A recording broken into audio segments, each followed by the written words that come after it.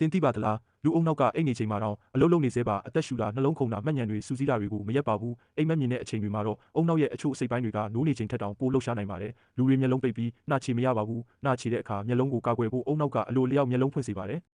လူတစ်ယောက်ချင်းစီရဲ့နှလုံးခုန်ပုံစံကမတူကြပါဘူးနှလုံးခုန်တန်အမြန်နှုန်းနဲ့စီကန်းတွေပေါင်းပြီးလူတိုင်းမှာကိုယ်ပိုင်ပုံစံတစ်ခုစီရှိပါတယ်အိမ်မက်ထဲမှာစာကိုရှင်းရှင်းလင်းလင်းဖတ်နိုင်တာရှားပါတယ်အိမ်မက်အတွင်းမှာဘာသာစကားကိုထိန်းချုပ်တဲ့အုံနောက်စိတ်ပိုင်းတွေအပြည့်အဝမလှုပ်ဆောင်လို့စာတွေပြောင်းလဲနေတတ်ပါတယ်ဘနာနာမှာပိုတက်ဆီယန်ပါဝင်ပါတယ်ဒီပိုတက်ဆီယန်ထဲမှာတဘာဝရေဒီယိုအက်တစ်တဲ့အနှဲငယ်ပါဝင်လို့အလွန်သေးငယ်တဲ့ radiation ကိုထုတ်လွှတ်ပါတယ်လူကိုအန္တရာယ်မဖြစ်စေပါဘူးပရွက်စိတ်တွေဟာလူလိုအချိန်ရှည်အိတ်တာမလုပ်ပါဘူးဒါပေမဲ့တစ်နေ့အတွင်းခဏခဏအနားယူတဲ့အချိန်တွေရှိပါတယ်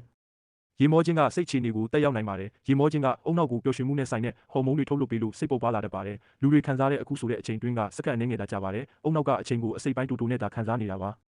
အောက်တိုဘတ်မှာနှလုံးသုံးလုံးရှိပါတယ်နှလုံးကလက်တံတွေကိုတွေးပို့ပြီးနောက်တစ်လုံးကကိုယ်ခန္ဓာကိုတွေးပို့ပါတယ်လက်တံတွေကိုသုံးပြီးလှုပ်ရှားတဲ့အခါကိုယ်ခန္ဓာကိုတွေးပို့တဲ့နှလုံးရဲ့လှုပ်ရှားမှုလျော့သွားပါတယ်တခြင်းနားထောင်ရင်စာလုပ်တဲ့အခါအာယုံဆိုင်မှုလျော့နိုင်ပါတယ်အထူးသဖြင့်စာသားပါတဲ့တခြင်းတွေကစာနဲ့တခြင်းကိုတပြိုင်နက်စီမံရလို့မှတ်မိနိုင်မှုလျော့တတ်ပါတယ်